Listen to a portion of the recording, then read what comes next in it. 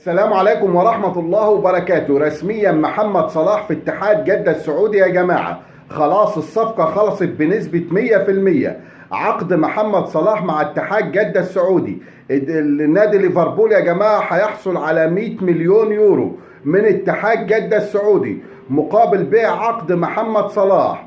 أما محمد صلاح فسوف يحصل على 135 مليون يورو كل موسم لمدة 3 مواسم مع اتحاد جدة السعودي. ال 135 مليون يورو دول يا جماعة يعني شوية مليارات. محمد صلاح ربنا يبارك له يستحق والله العظيم. محمد صلاح اللي غير شكل الكرة المصرية والعربية في الدوريات الكبرى من 2017 من أول ما راح ليفربول.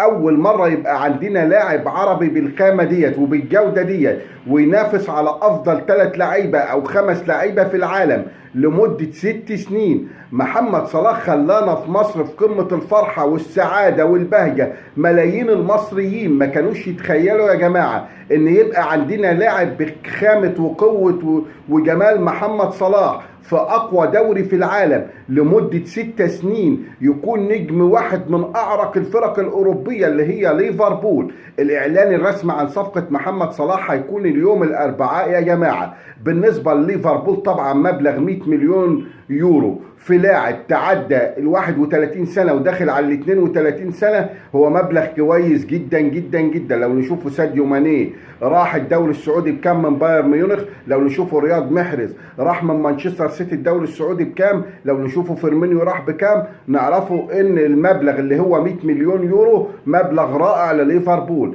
محمد صلاح يا جماعة واخد مزايا لا تعد ولا تحصى من اتحاد جدة السعودي، اكتر كمان من اللي خده رونالدو مع فريق النصر السعودي واللي خده نيمار مع فريق الهلال السعودي. محمد صلاح هيعامل معاملة الملوك والامراء في نادي اتحاد جدة السعودي. محمد صلاح هيكون له شأن ووضع كبير جدا جدا في الفريق وفي النادي وهو يستحق ذلك. محمد صلاح لاعب محترم، محمد صلاح لاعب مطيع، محمد صلاح محترف بمعنى الكلمة.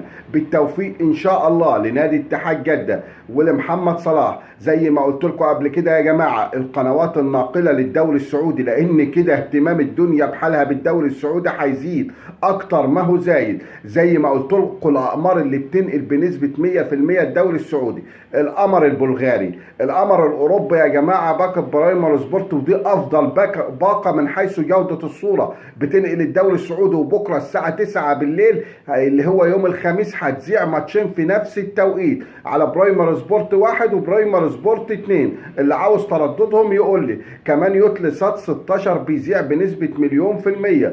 كمان القمر التركي بيذيع مجاني يا جماعه. قناة تي في 8 عليه مفتوحة وبتذيع بدون أي حاجة الدوري السعودي كامل. كمان باقة اس اس سي السعودية المفتوحة على العرب سات اللي هو بدر 26 في باقتين، باقة اتش دي وباقة عادية بنفس جودة الاتش دي. الباقة العادية مفتوحة وبتذيع جميع مباريات الدوري السعودي. أي استفسار أي شيء أنا تحت أمركم على قناتي على اليوتيوب. رجاء الاشتراك في قناتي وتفعيل الجرس. شكرا لحضراتكم.